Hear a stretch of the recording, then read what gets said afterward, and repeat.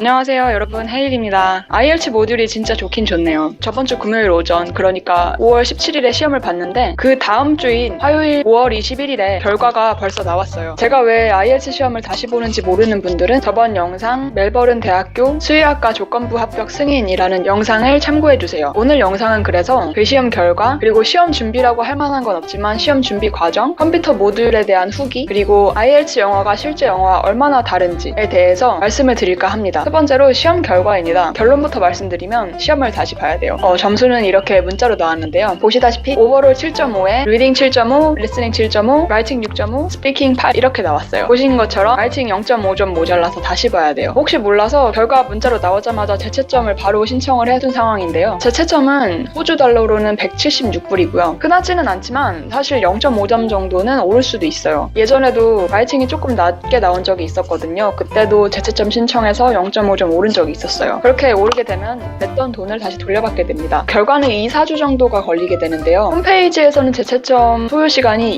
2일에서 28일이라고 돼 있었는데 저는 브리즈번에 살잖아요. 말씀해 주시기를 저희 성적을 멜버른으로 보내서 거기서 재채점을 한다고 해요. 그래서 거기까지 보내고 받는 시간을 생각을 해서 그런지 2주에서 4주라고 말씀을 해주신 것 같아요. 물론 안 될 확률이 되게 크긴 합니다. 왜냐면 제가 시간이 모자라서 오류를 검토하지 못했거든요. 그러면 실수가 많아서 아마 안 오를 수도 있다는 생각은 드는데 일단 되면 좋고 아니면 돈 아깝지만 어쩔 수 없고 이 정도 느낌으로 재채점을 신청해놨습니다. 리딩이랑 리스닝은 사실 망한 줄 알았어요. 왜냐면 그날 막 비 오고 실수로 커피를 옷에 쏟고 막 이랬었거든요. 그래서 집중은 안 돼서 막 풀기도 했고 제가 리스닝을 안 본 지가 너무 오래됐잖아요. 그래서 대소문자 구분을 안 하고 그냥 막 썼단 말이에요. 아마 틀린 게 그래서 몇 개 생겼었을 것 같아요. 그런데 생각보다 나쁘지 않은 점수가 나와서 좀 깜짝 놀랐습니다. 스피킹도 문제가 파트 2에서 프랙티컬 스킬을 배웠던 경험에 대해서 얘기해봐라 이렇게 뭐 말할지 이렇게 막 생각하다가 1분이 다 지나가 버린 거예요. 머릿속에 아무것도 없으니까 말하는 내내 헛소리만 하고 막 어버버거렸는데도 생각보다 높게 나왔어요. 8점이라고 하니까. 어쩌면 제가 봤을 때 IELTS 스피킹은 말하는 컨텐츠 자체보다는 얼마나 자연스럽게 상황에 맞춰서 말하는지에 포커스가 맞춰져 있는 것 같아요. 뭐 예를 들어서 생각이 안 나더라도 아 진짜 미안한데 나 진짜 생각나는 게 없어.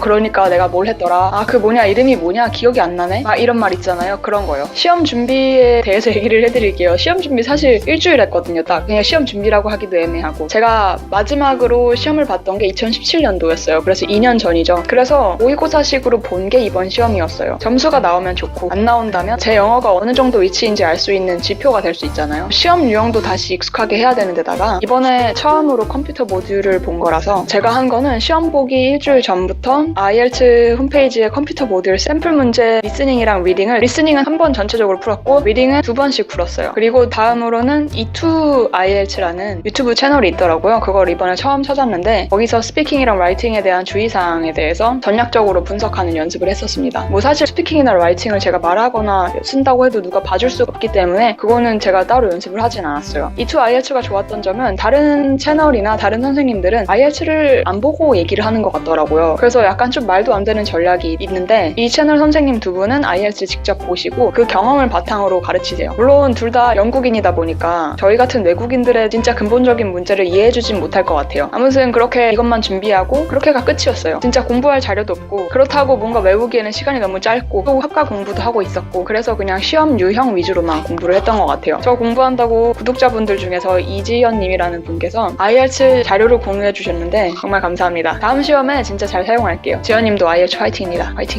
다음 시험은 기말고사 끝나고 브리즈번 이사 간 다음에 거기서 일을 구한 다음에 돈을 벌게 되면 볼 겁니다. 시험 너무 비싸요. 그 다음 컴퓨터 모듈 후기입니다. 저는 컴퓨터 모듈이 처음이라 가지고 익숙하지 않은 상태에서 본 건데도 되게 좋았어요. 일단 리딩이랑 라이팅이 제일 좋았던 것 같은데요. 물론 종이로 읽는 것보다는 가독성이 훨씬 떨어집니다. 집중도 잘 안 되고요. 그래도 종이 시험은 지문을 읽고 다음 장에 넘어가서 문제 풀고 다시 돌아와서 지문 읽고 다음 장에 문제 풀고 이렇게 왔다 갔다 해야 되는 것들이 많은데 컴퓨터 시험에서는 왼쪽에 지문이 있고 오른쪽에 문제가 바로 있어서 그냥 쉽게 왔다 갔다 하면서 볼 수 있었어요. 그리고 제일 좋았던 건 솔직히 라이팅인데요. 종이로 글을 쓰면 저같이 글 쓰는 게 느린 사람들한테는 정말 좋은 이득이 될 것 같아요. 그리고 지웠다 쓰기도 편하고 문장 구조를 바꾸기도 편하고 뭐 그런 것들이 되게 좋았던 것 같습니다. 단점이 있다면 주변이 다 자판을 치고 있잖아요. 그래서 탁탁탁탁탁 이런 소리가 주변에서 계속 들려요. 근데 리스닝 테스트에 있던 헤드셋을 그대로 쓰고 보면은 그나마 좀 덜 거슬리긴 하는데 너무 예민한 분들한테는 좀 안 좋을 수도 있을 것 같긴 해요. 아무튼 제일 좋은 장점을 몇 개 뽑아보자면 일단 시험을 매일 칠 수 있어요. 시험이 매일 있거든요. 그리고 시험 응시자 수도 뭐 센터마다 다르겠지만 저희 센터 그러니까 브리즈번에 있는 IDP 같은 경우에는 응시자가 10명 정도밖에 안 됐었어요. 시험 결과가 일주일 내로 나온다는 점도 되게 좋고요. 근데 이걸 다르게 말하면 돈만 있으면 이제 시험을 더 자주 볼 수 있다는 얘기죠. 역시 자본주의. 단점은 컴퓨터 모듈을 시행하는 장소가 많지 않다는 점이 있고요. 그리고 리스닝에서 답안을 옮기는 시간이 원래 10분이 주어졌잖아요. 근데 그게 2분 정도밖에 안 주어졌던 것 같아요. 근데 그렇다고 해서 옮기는 시간이 없다 보니까 그렇게 부족하다는 생각은 많이 들지 않았어요. 그리고 아까 말씀드렸던 것처럼 리딩에서 과독성이 떨어진다는 점입니다. 그래서 총 정리하면 저처럼 라이팅이 약한 분들은 컴퓨터 모듈이 훨씬 유리한 것 같습니다. 마지막으로 IELTS 영어와 실제 영어의 차이에 대해서 말씀을 드릴까 합니다. 제가 그렇게 외국에 오래 나와서 산 것도 아니고 영어를 원어민 수준으로 하는 것도 아니지만 외국의 고등교육 이상의 교육기관에서 학업을 1년 정도 했던 사람으로서 말씀을 드릴까 합니다. 개인적으로는 IELTS 영어는 실제 영어랑 다르다고 생각해요. 쉽게 생각하면은 사실 시험 영어란 이 사람이 얼마나 많은 단어, 문장 구조, 속담 그런 것들을 아느냐를 테스트하는 거기 때문에 실제로 많이 사용하지 않는 것들도 알고 사용할 줄 알아야 하거든요. 리스닝이랑 리딩은 원래 영어가 익숙한 사람들이 잘 나올 수밖에 없는 구조잖아요. 그래서 그거는 그냥 넘어가도록 할게요. 먼저 라이팅입니다. IELTS 라이팅은 150자랑 250자짜리 에세이 2개를 60분 안에 써야 돼요. 근데 그 시간에 무엇을 써야 할지 생각하는 시간도 포함이 되는 거잖아요. 그런데 실제로 생각을 한번 해보세요. 살면서 그렇게 제한 시간 내에 글을 쓸 일이 많지 않아요.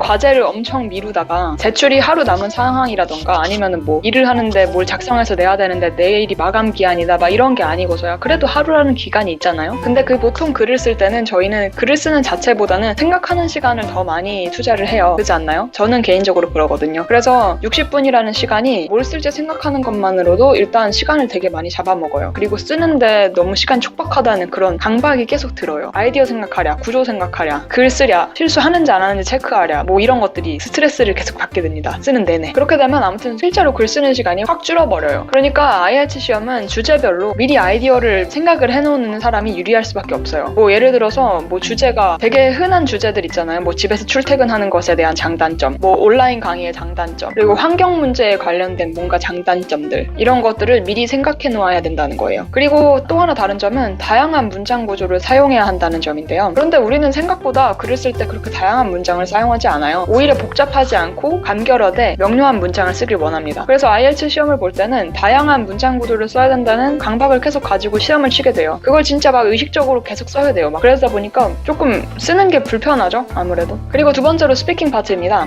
파트 1은 보통 본인에 대한 얘기를 하는 거기 때문에 실제 영어와 되게 비슷하다고 생각해요. 이거는 할 말이 없어요. 문제는 파트 2랑 파트 3입니다. 일단 파트 2는 1, 2분 정도 제가 혼자 일방적으로 말해야 된다는 압박감도 있지만 무엇보다도 질문이 이상해서 대답을 뭘 해야 될지 모를 때가 되게 많아요. 예를 들어서 존경하는 인물에 대해서 설명해보아라. 여행을 갔었는데 여행이 뜻대로 되지 않았던 경험이 있다면 그거에 대해서 설명해봐라. 좋아하는 박물관에 대해서 설명해라. 이런 질문들이 나와요. 생각할 시간이 1분 정도 주어지긴 하지만 저 같은 경우에는 이런 질문들을 받으면은 내가 생각하는 것들을 이렇게 주섬주섬 머리에서 꺼내가지고 더듬는 데만 해도 1분이 모자르거든요. 특히 박물관이나 존경하는 인물에 대해서 물어보면은 전 존경하는 인물이 딱히 없는데 아니면 좋아하는 박물관이 딱히 없는데 이렇게가 돼버리면 할 말이 없어져 버려요. 근데 문제는 IELTS는 거짓말이라도 만들어서 해야 되는 게 IELTS거든요. 실제로 우리는 이런 질문을 받지도 않을 뿐더러 받더라도 모르면은 그냥 모르겠는데 이렇게 말할 수 있고요. 그래서 개인적으로는 자연스럽지 않다고 생각합니다. 파트 3도 질문이 비슷하긴 해요. 질문이 너는 사람들이 왜 공원에 간다고 생각하니? 이렇게 물어보는 거예요. 그래서 저는 진짜 할 말이 너무 없어서 가고 싶어서 가는 게 아닐까? 이렇게 하고 나서 할 말을 잃었어요. 왜냐면 진짜 사람들이 공원에 가는 건 가고 싶어서 가는 거지 딱히 주구장창 이유를 댈 필요가 없다고 생각했기 때문인데요. 그 당시에 단답형으로 대답을 해가지고 스피킹 점수가 낮게 나왔었어요. 단 제가 이번 시험을 보면서 느낀 건데 사실 말할 거리가 없더라도 그리고 주제에서 조금 벗어나더라도 그 상황 대처를 영어로 자연스럽게만 한다면 그것만으로도 영어 점수에 반영이 되는 것 같습니다. 그래서 어떻게 보면은 전반적으로는 IELTS가 실제 사용하는 영어와 거리가 멀면서도 연관이 있다라고 말씀드릴 수밖에 없을 것 같아요.